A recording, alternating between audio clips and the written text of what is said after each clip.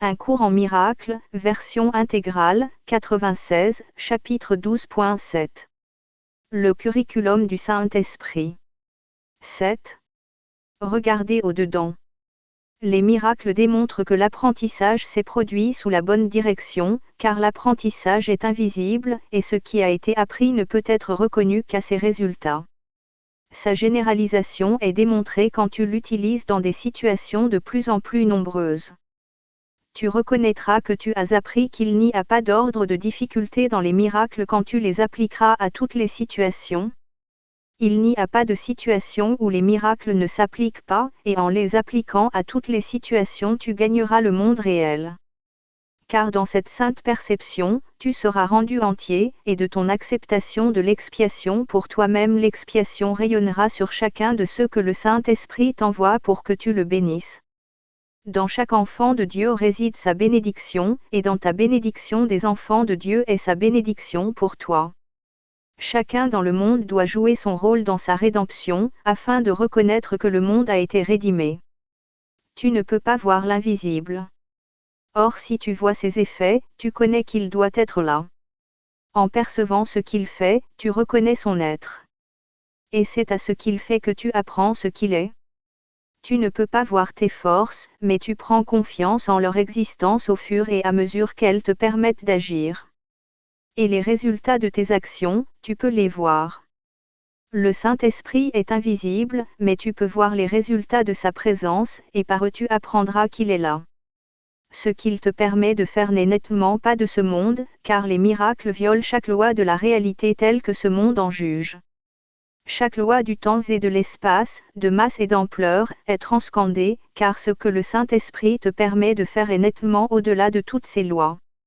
En percevant ces résultats, tu comprendras où il doit être, et tu connaîtras finalement ce qu'il est. Tu ne peux pas voir le Saint-Esprit, mais tu peux voir ses manifestations. Et à moins de les voir, tu ne te rendras pas compte qu'il est là.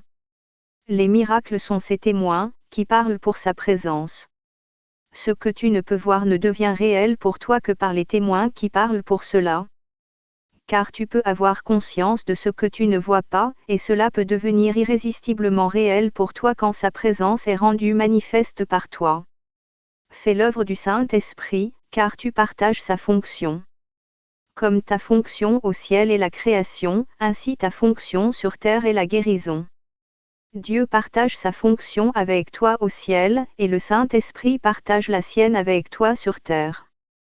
Aussi longtemps que tu crois avoir d'autres fonctions, aussi longtemps tu as besoin de correction. Car cette croyance est la destruction de la paix, un but qui est directement opposé au but du Saint-Esprit. Tu vois ce à quoi tu t'attends, et tu t'attends à ce que tu invites. Ta perception est le résultat de ton invitation, venant à toi comme tu l'as fait venir. De qui voudrais-tu voir les manifestations?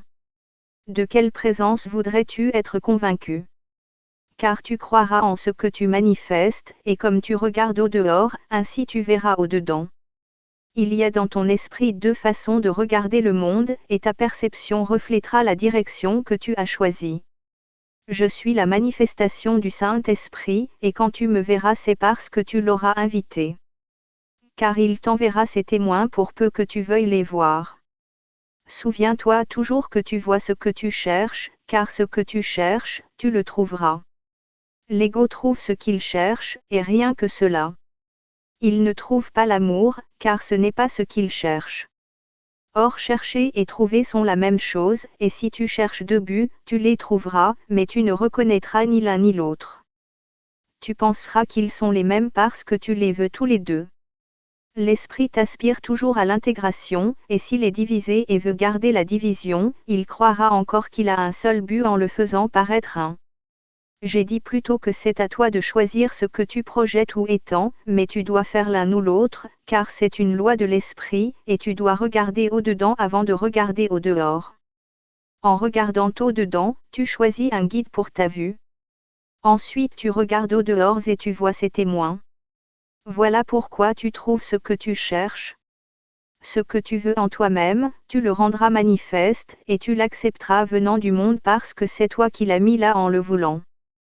Quand tu penses que tu projettes ce que tu ne veux pas, c'est encore parce que tu le veux. Cela mène directement à la dissociation, car cela représente l'acceptation de deux buts, chacun perçu dans un endroit différent, séparés l'un de l'autre parce que tu les as rendus différents. Alors l'esprit voit un monde divisé à l'extérieur de lui, mais non au-dedans. Cela lui donne une illusion d'intégrité et lui permet de croire qu'il poursuit un seul but. Or tant que tu perçois le monde comme divisé, tu n'es pas guéri.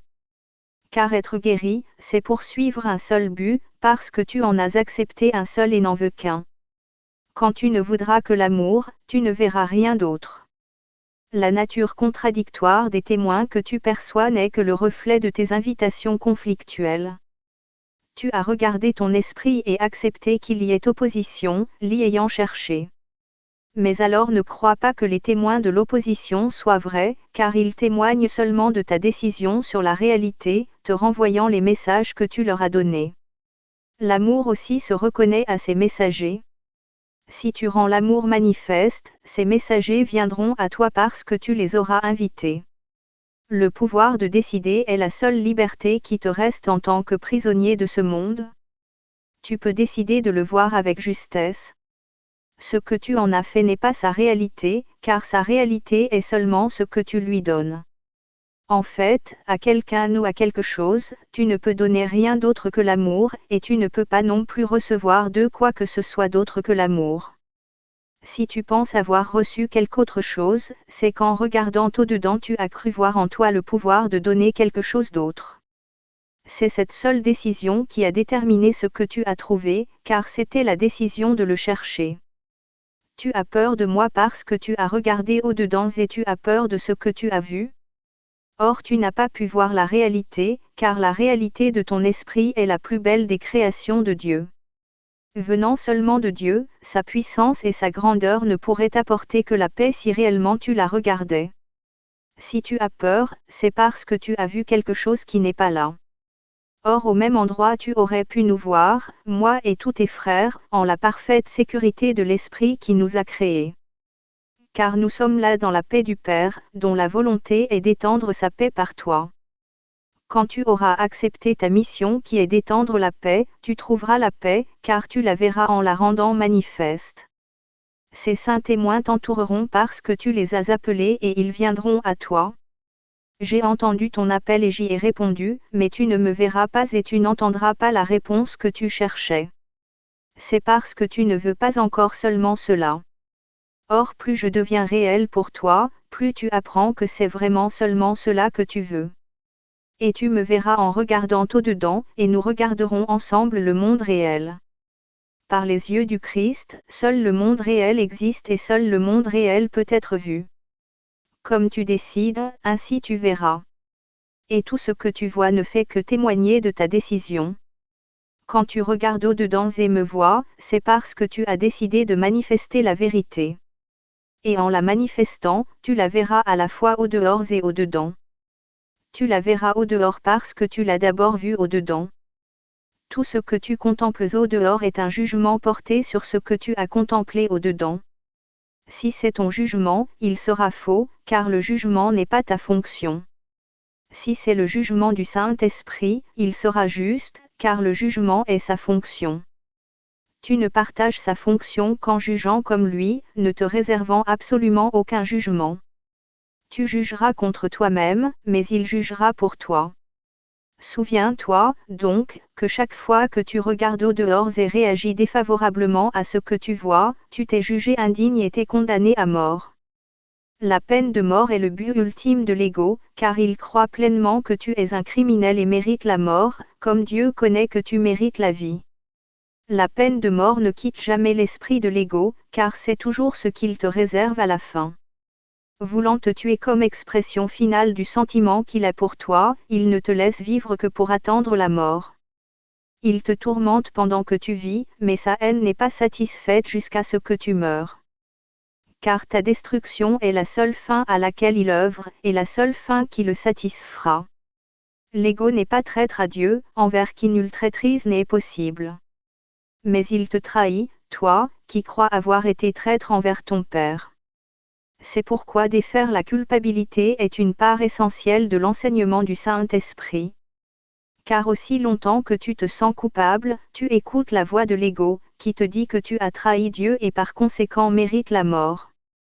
Tu penseras que la mort vient de Dieu et non de l'ego parce qu'en te confondant toi-même avec l'ego, tu crois que tu veux la mort. Et de ce que tu veux Dieu ne te sauve pas. Quand tu es tenté de céder au désir de la mort, souviens-toi que je ne suis pas mort.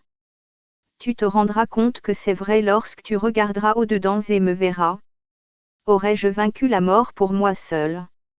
Et le Père m'aurait-il donné la vie éternelle s'il ne te l'avait pas aussi donnée? Quand tu apprendras à me rendre manifeste, tu ne verras plus jamais la mort. Car tu auras contemplé ce qui est sans mort en toi-même, et tu ne verras que l'Éternel en regardant un monde qui ne peut pas mourir.